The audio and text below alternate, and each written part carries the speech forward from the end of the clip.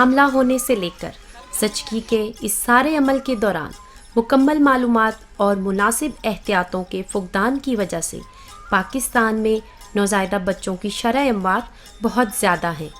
इन अमवात की अहम वजूहात सांस लेने में दुश्वारी, इन्फेक्शन, कम वज़न की पैदाइश शामिल हैं। नौज़ायदा बच्चों की अमवात का सबसे ज़्यादा ख़तरा पैदाइश के पहले दिन होता है। इसलिए ज़रूरी है कि घरेलू सतह पर नौज़ायदा की बेहतर देखभाल को मुमकिन बनाया जाए।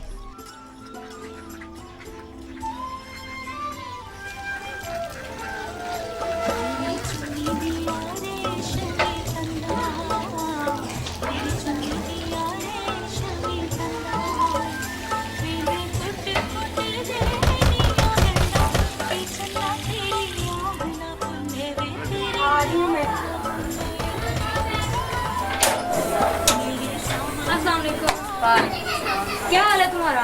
देखो बाजी, ये क्या फिर बर्तन धो रही हो तुम? नहीं बाजी, वो बस ये कि बर्तन था तो। फातिमा, तुमने तशन्नुज के टीकों का कोर्स मुकम्मल कर लिया है ना? जी बाजी, मैंने ना फास्ती टीकों का कोर्स मुकम्मल कर लिया है। मैं कुछ दिन पहले मरकज़ी सेहत गई थी तो वहाँ डॉक्टर साहबा ने मुझे बताया कि बच्चे की जो पैदाइश है वो आने वाले हफ्ते में तवक्को है, तो मुझे इसके लिए तैयार रहना चाहिए। वालेकुम अस्सलाम, क्या हाल है आपका? मैं ठीक हूँ, तुम सुनाओ। सूरा बाजी, आप कहीं गई हुई थी? हाँ स्कीना, मैं इस्लामाबाद गई हुई थी ट्रेनिंग के लिए। हमें माँ और बच्चे की निगहदाश्त कैसी करनी चाहिए इसकी वर्कशॉप थी। वहाँ मुझे बहुत सी मुफीद बातें बताई गई। इस ट्रेनिंग से मुझे इस बात का पता चला कि बहुत सी छोटी छोटी बातें हम ऐसे ही नज़रअंदाज कर देते हैं जो कि बच्चे की सेहत और ज़िंदगी के लिए बहुत मुफीद होती हैं। इन बातों से हम माँ और बच्चे की ज़चगी के वक्त बेहतर देखभाल कर सकते हैं। आप चाय पियेंगी? आपके लिए चाय बना के ले आती हूँ। हाँ शुक्रिया। और सुगरा, वर्कशॉप में कौन सी नई बात मालूम हुई? वही हम सब ने बच्चे पैदा किए हैं और परवरिश भी की है। अब कौन सी नई बातें आ गई? बहुत सी ऐसी बातें हैं जो हमें मालूम नहीं हैं, जिसकी वजह से पूरे पाकिस्तान में पैदाइश के 24 घंटे के अंदर बच्चों के मरने की तादाद बहुत ज़्यादा हो गई है। और अगर हम इन बातों को मद्देनज़र रखें तो इससे ना सिर्फ माँ सेहतमंद होगी बल्कि बच्चे भी तंदुरुस्त तवाना होंगे। ज़चगी से पहले लेबर रूम की तैयारी और एहतियातें। जिस कमरे में भी ज़चगी होनी हो, ख्वाह वो मिडवाइफ का क्लिनिक हो या कोई BHU या अस्पताल का लेबर रूम, इसको साफ सुथरा होना चाहिए। ज़चगी से पहले तमाम खिड़कियां और दरवाजे बंद कर दें। कमरे में अगर पंखा या AC हो तो इसको बंद कर दें। कमरे को गर्म होना चाहिए। कमरे का दर्जा हरारत 26 से 28 डिग्री होना चाहिए। हाथों को कोहनियों तक अच्छी तरह धोएं। साबुन की अच्छी तरह झाग बनाएं और हाथों को रगड़कर 1 मिनट तक मलें और पानी से धो लें। दोनों हाथों पर रबड़ के 2-2 दस्ताने पहन लें। ज़चगी के कमरे में इन चीज़ों की दस्तयाबी को यकीनी बनाना चाहिए। 2 अदद साफ और खुश्क तौलिए या कपड़े, बच्चे के सर पर पहनाने के लिए टोपी और जराबें। अगर बच्चे के नाक या मुंह में रतूबत लगी हो तो साफ करने के लिए शक्कर, बच्चे को मसनूई सांस देने वाला आला, 2 अदद रबड़ के दस्ताने, हाथों को धोने के लिए साबुन, हाथों को धोने के लिए साफ पानी, नाड़ू बांधने के शिकंजे या साफ धागा, नाड़ू को काटने के लिए स्टेरिलाइज्ड ब्लेड या तेज कैंची, क्लोरहेक्सिडीन की ट्यूब, बच्चे को वजन करने का तराजू।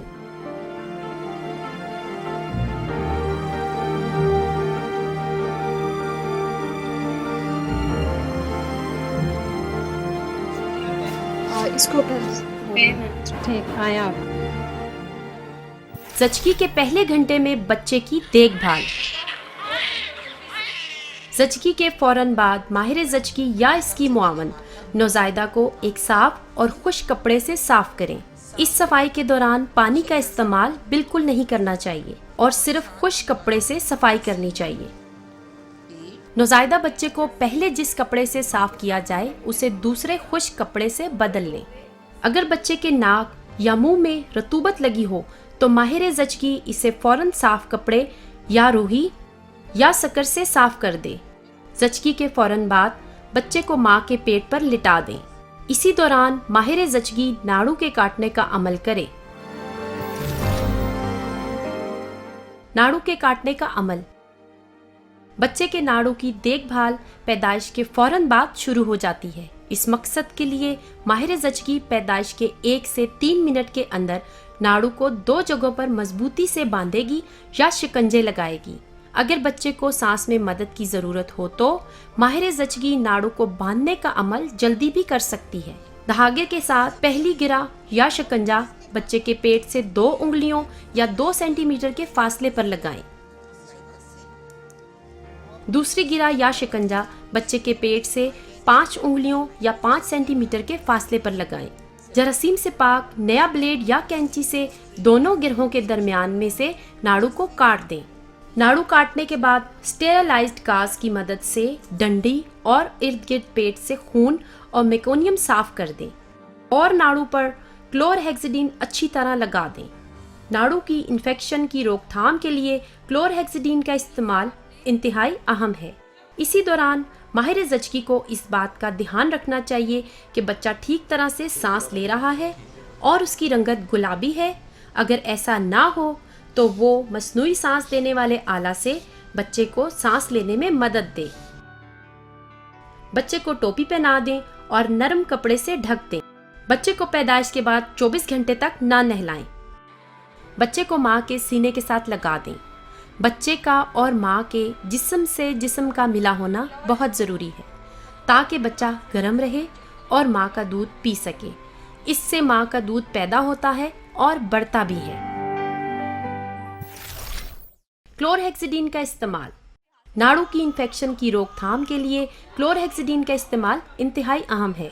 क्लोरहेक्सिडीन के इस्तेमाल में इन मराहिल का ख्याल रखना बहुत ज़रूरी है। सबसे पहले इस बात का ख्याल रखना है कि पैदाइश के बाद नौज़ायदा बच्चे की नाड़ू पर मरहम या जेल तरजीहन पैदाइश के 1 घंटे के अंदर अंदर लगा देनी चाहिए।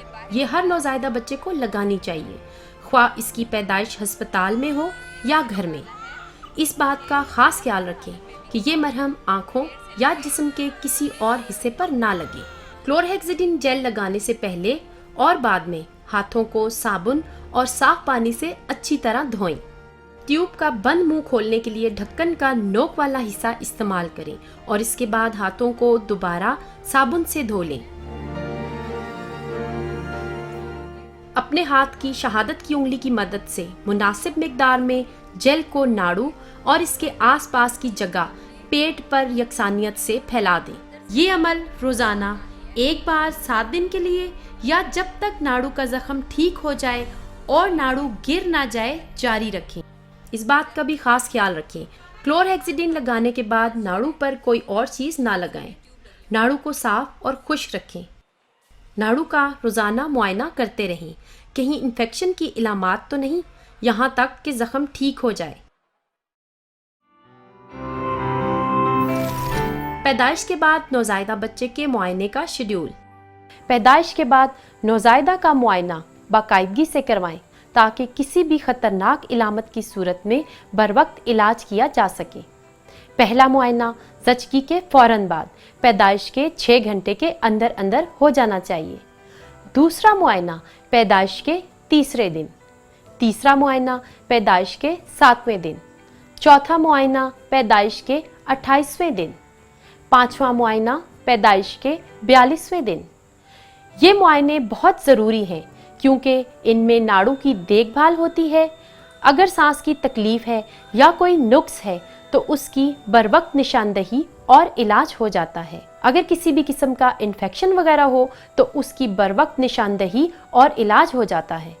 अगर बच्चे को माँ का दूध पीने में कोई दुश्वारी हो तो उसके बारे में बातचीत करके इसका हल निकाला जाता है। बच्चे का वज़न करके देखा जाता है कि बच्चे की नशोनुमा मुनासिब तरीके से हो रही है, हिफाजती टीके बर वक्त लगाए जा रहे हैं या नहीं। हिफाजती टीकों का कोर्स मुकम्मल करना लाजमी और बहुत ज़रूरी है।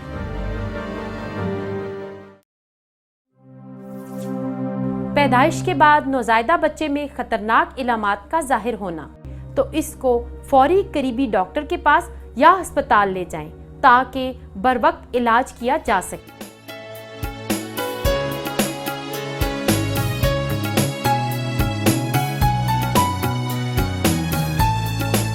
आइए हम सब मिलकर नौज़ायदा बच्चों की ज़िंदगी और सेहत के लिए एक दूसरे की मदद करें।